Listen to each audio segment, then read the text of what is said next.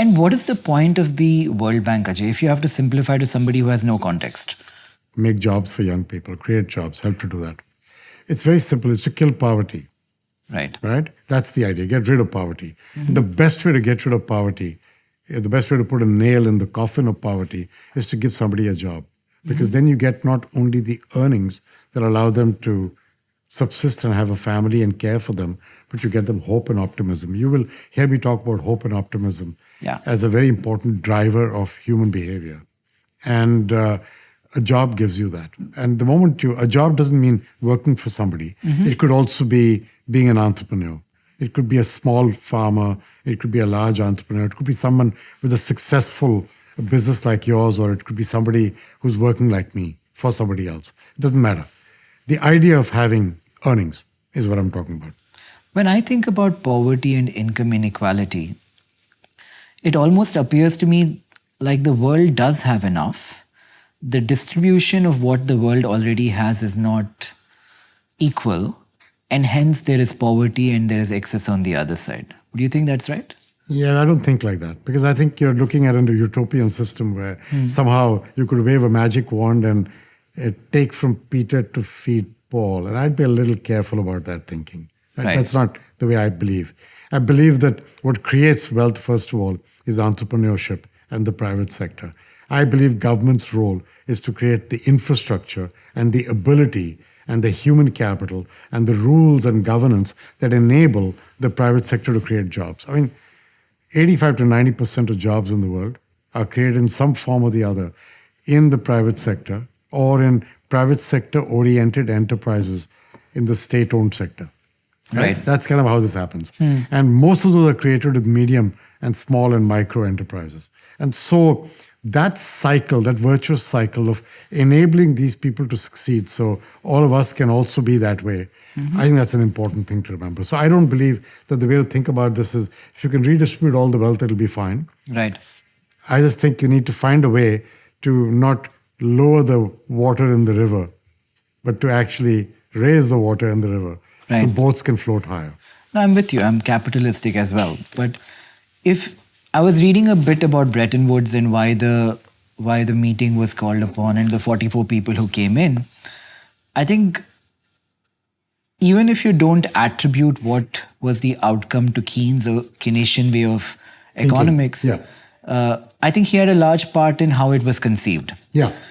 Do you think the John Maynard Keynes model, where the government comes in to stabilize by spending money, will always have a trickle-down effect from the top, where the top of every ecosystem gets more of that money that is being printed or thrown into an economy? Not really. Again, so if you look back over time, I think what happens is when interest rates go down, the reality is that capital benefits in terms of its returns for the next few years, and labor gets a lower share of the outcomes in that period. Now, why does that actually happen? Is because what happens when interest rates are going down is it's reflective of complicated economic dynamics. When there are complicated economic dynamics, businesses are less predictable. And people start getting, reduced number of jobs, layoffs happen, businesses constrict before they're able to, again, put money back to work and come out of the cycle and grow again. And at that time, therefore, capital gets an outsized return and labor gets a lower return.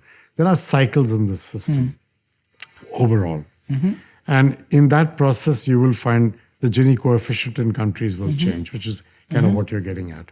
But those cycles do change as well. Right. And, if you look at the way inequality in the world has gone, in fact, in the last 15, 20 years, it has increased because of this exact reason.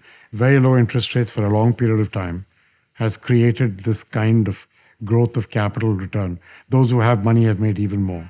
And those who haven't have had to find their way through it. And that's the issue. At the very core, if I have to simplify the idea, I could say that as long as wage price growth doesn't keep up with asset price inflation, inequality is bound to continue to go up. That's the capital versus labor thing. Exactly correct. Considering where the world is right now, it does not look like governments across the world can afford to raise interest rates beyond a certain point. And say the World Bank, for instance, is putting top-down money into different economies, which are again kind of saturating in the top and not really trickling down to the bottom in a fair manner. Why do we then make the case for income inequality really going down over the next decade or two? 600 million people in Africa don't have electricity today. And I don't mean inadequate electricity. None. Black. No electricity. What I'm talking about is not giving them one light, one fan with a solar cell on their roof. That to me is useful for quality of life, basic, but not useful for productive use. We're talking about productive use of energy. And so we've committed to connect 300 million people with the African Development Bank by 2030. As of June, we would be at 50 already. We got a line of sight to 200 or so. We'll find our way to, if not 300, 250. That would be 2.5 times what we connected in the last 10 years. That's not only at the top. That's going right to the people who want to set up a barber shop or a chicken hatchery or a farmer. You see what I mean? And so actually our money doesn't go to the top of the pyramid. Our money is being oriented towards this or healthcare. We're talking about getting 1.5 billion people access to better primary healthcare by 2030. Again, by this middle of this year, we would be at 400 million. Now, what does that mean by primary healthcare? A clinic near you where you can go where there's a nurse, a medical diagnostic technician, and a midwife. So you can actually, with technology, get access to a doctor who may be remote. गांव में नहीं है, but he's there, shared by 20 गांव के बीच में. मंडी में बैठा है. Right? Think of it that way. Right. And that guy can be reached through that technology. You're the nurse, I walk in, I show you a rash. You look at it and say, I don't know what this is, but you can take a photograph of it. And between simple AI and the doctor, you can conclude whether it's an eczema, give me an ointment and send me home, or give me an appointment at a regional hospital because there's something about it that doesn't look good. Right.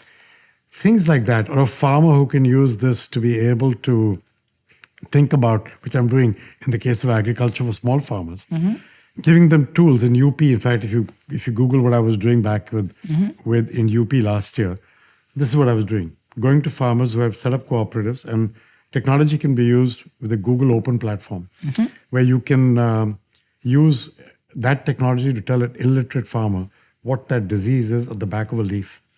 Forget the name, but what insecticide do you need? That's available for 25 rupees with your cooperative. So what I'm trying to get at is, our money in that question doesn't actually go to the top of the pyramid. We don't do much financing of large companies. Right. We're much more focused on getting the public sector to set up the right infrastructure and the right human and physical infrastructure. And then we're very focused, and I think a large part of our bank, which we haven't yet talked about, is what I call the knowledge bank. So we talked money. Right. We're a money bank. Right. Santa Claus in some cases, maybe not in other cases, depending on what you think about us. But we're also a knowledge bank. Right. What do I mean by that? We have years of experience, 80 years of comprehending what has worked and hasn't worked. If we use that wisely, which we try and do, then we can be very constructive in helping you do everything from building municipal financing markets for cities in India, which I'm trying to do, as compared to relying only on government financing, but get private sector financing in through municipal bond markets, or figuring out how to build skilling centers. So we just visited a location in Odisha where we saw skilling centers at work and what they could do to make 1 micron parts for your satellites and your fighter jets from tribal girls who were learning. That kind of success transfer is a huge part of what we do. Right. And so that's not oriented at big companies either. That's oriented at the foundation. And so why do I believe, to your third part of your question, that you could see inequality reduce over time? Because if you help to create jobs and opportunities for young people, that's the only way to get them on the ladder and climbing the ladder. You can't possibly say that the way I'm going to do this is to make everybody a millionaire overnight. Not going to work. Right. You have to get them onto the ladder and give them the skills to climb that ladder, just as I did in my life. Yeah. And, those who win will win. Others will do less well. But that's the way you'll get everybody a fair shake. I've always told people, what everyone wants is a fair opportunity. Yeah. Right? They don't nobody's looking for a handout. They're just looking for the chance to run and win against the other. But you got to start at the same place. And you got to start with the same assets. That's what I'm trying to help do. So you're making a case for equanimity in opportunity, not in outcome, which is 100% fair.